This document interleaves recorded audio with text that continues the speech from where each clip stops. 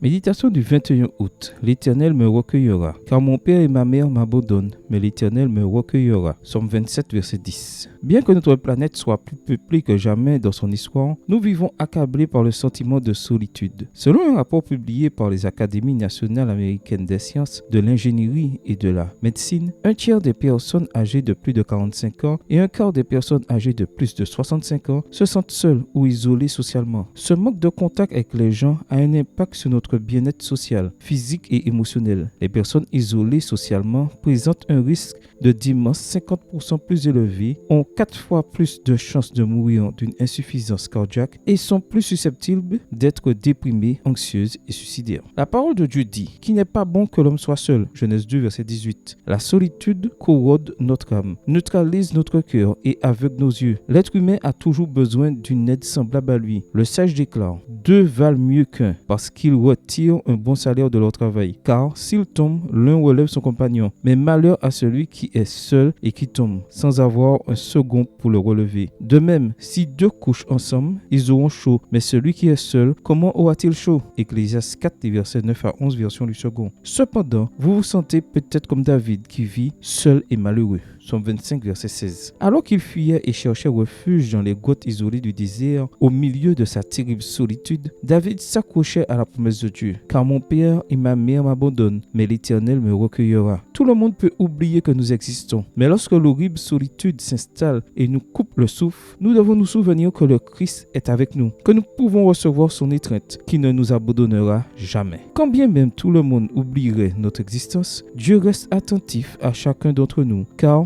il ne coule pas de larmes qui échappent à son regard. Le prophète souligne la même vérité lorsqu'il déclare: une femme oublie-t-elle son nourrisson? N'a-t-elle pas compassion du fils de ses entrailles? Quand elle l'oublierait, moi je ne l'oublierai pas. Isaïe 49, verset 15. Amen. Bonne journée à vous et que le Seigneur vous bénisse.